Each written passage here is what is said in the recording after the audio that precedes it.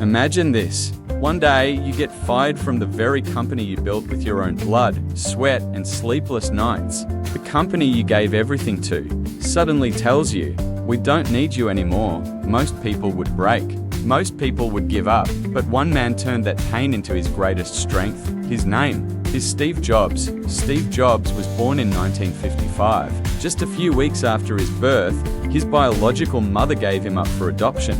He was raised by a modest, working-class family. No wealth, no privilege, but a mind full of big dreams.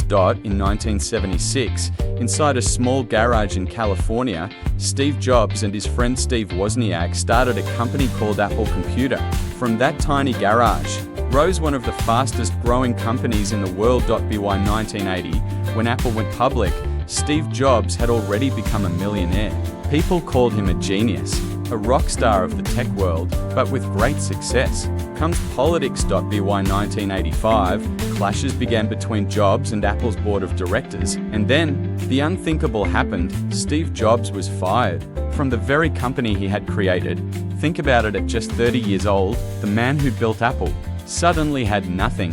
People whispered, "Steve Jobs is finished." That was the darkest time of his life, but instead of breaking down, Steve told himself, "I still love what I do, and I'm not giving up." He started a new company called Next. It wasn't a massive success, but it introduced groundbreaking ideas in technology. At the same time, Jobs took another bold step. He bought Pixar Animation Studios, and it was Pixar that gave the world its first computer-animated movie, Toy Story.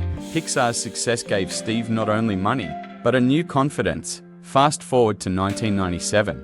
Irony of life, Apple, the very company that once fired Steve, was now drowning in losses. It was on the verge of bankruptcy, and guess what? Apple had no choice but to call back the man they once pushed out, Steve Jobs. Steve returned. And this time, he didn't just run a company, he changed the world. He introduced the iMac, the iPod, the iPhone, and the iPad. These weren't just products, they were revolutions. They changed technology, they changed business, they changed our everyday lives. The smartphone in your pocket today exists because Steve Jobs dared to dream. Steve's story teaches us one thing: failure is not the end. Sometimes, failure is the beginning of your greatest victory. Giving up is easy, but fighting back, rising again, that's what makes a legend. Steve Jobs once said, "Your time is limited, so don't waste it living someone else's life." So remember this: life will knock you down. People will say, "You're finished," but the real winner is the one who stands up again, just like Steve Jobs, because sometimes